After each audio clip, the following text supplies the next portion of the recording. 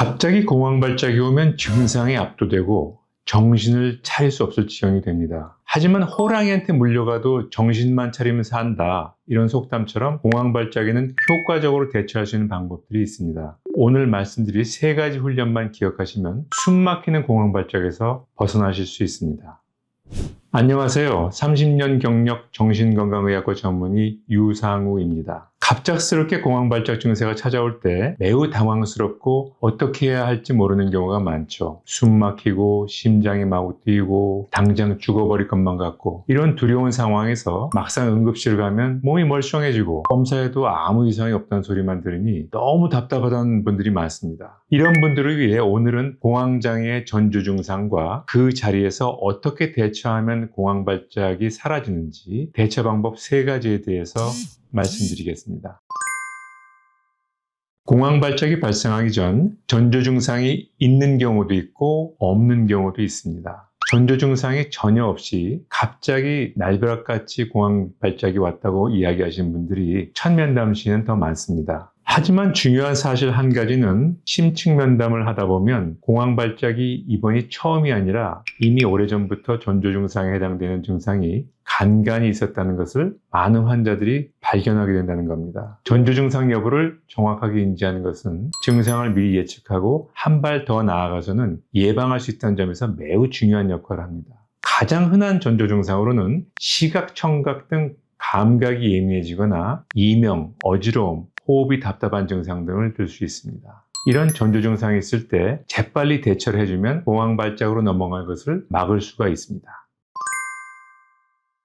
첫 번째는 호흡 훈련입니다. 공황발작에는 다양한 신체 증상이 동반되는데 특히 과호흡이나 심장이 빠르게 뛰는 상태와 같은 그런 증상에는 호흡 훈련, 복식 호흡이라고도 하죠. 이 훈련을 제대로 배우고 익혀서 그 순간에 활용하는 것이 상당히 중요한 역할을 합니다. 호흡 훈련을 통해서 과호흡과 빨라진 심박동수를 정상 수준으로 떨어뜨리면 불안과 두려움도 다시 안정 상태로 떨어지게 됩니다. 제 경우에는 이미 20여 년 이상 공황장애 인지행동 그룹 치료 시간에 동영상을 이용해서 호흡 훈련을 교육하고 일상생활의 습관화를 통해서 공황 증상이 왔을 때 바로 이용할 수 있는 대처 방법들을 교육해 왔습니다. 임상적으로 이미 확실하게 효과가 입증된 방법이라고 할 수 있겠습니다. 훈련 방법을 댓글에 남겨놓을 테니까 꼭 보시고 활용해 보시기 바랍니다. 두 번째는 이완 훈련입니다. 이완 훈련도 공황발작이 왔을 때 상당히 유용한 대처 방법입니다. 이완 훈련은 원래 명칭이 점진적 근육 이완 훈련이라고 하는데, 이 또한 제대로 방법을 익히게 되면 불안과 긴장, 공포감이 치솟는 공황발작 당시에 근육을 이용해서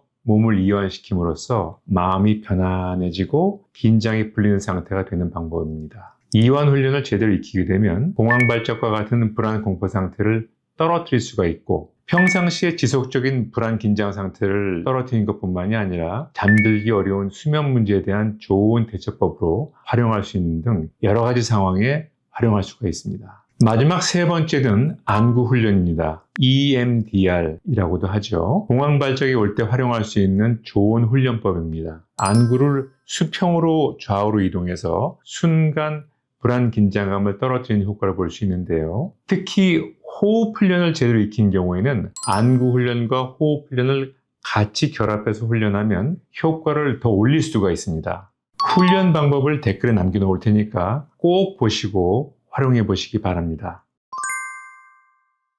공황장애의 가장 효과적인 치료 방법은 약물 치료와 인지행동 치료를 결합해서 치료하는 겁니다. 공황발작은 뇌의 불안 경보 장치인 청반액의 오작동 때문인데, 청반액이란 뇌에 있는 작은 신경핵으로 공포 반응을 조절하는 역할을 합니다. 이 청반액이 오작동하는 이유는 뇌 신경 전달 물질인 세로토닌, 도파민, 노르에피네프린 등이 균형이 깨져 있기 때문이고, 치료약물로 이런 불균형을 다시 균형 상태로 맞추는 것이 첫 번째 치료 단계입니다.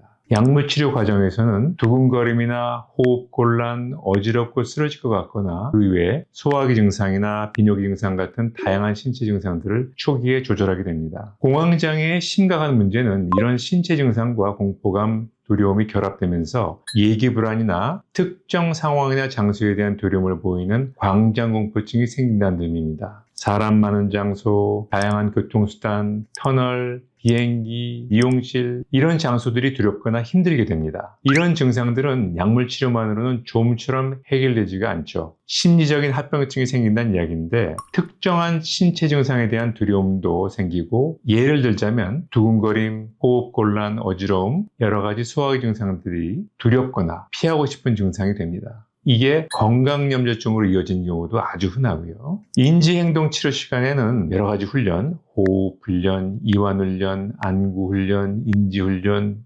노출훈련 같은 다양한 훈련을 통해서 현재 경험하고 있는 신체 증상을 조절하고 생각의 왜곡을 교정하는 방법을 배우게 됩니다. 그리고 더 나아가서는 과거에는 잘 이용했던 교통수단이나 특정 상황에 대한 두려움을 다시 원상복귀시켜서 어디든 갈 수 있고 어떤 장소도 두려워하지 않고 피하지 않는 원래 여러분의 상태로 만드는 훈련을 진행하게 됩니다. 실제로 위 방법으로 공황장애를 치료해드린 사례가 있는데 자세한 내용이 궁금한 분께서는 댓글에 사례를 남겨드릴 테니 확인해 보셔도 좋겠습니다.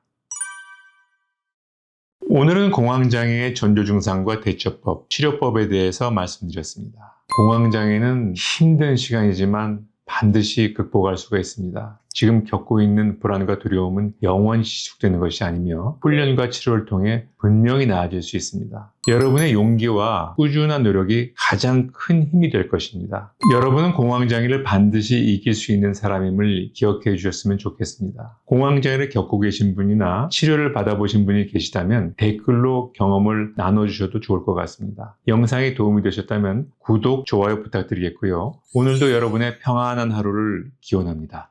감사합니다.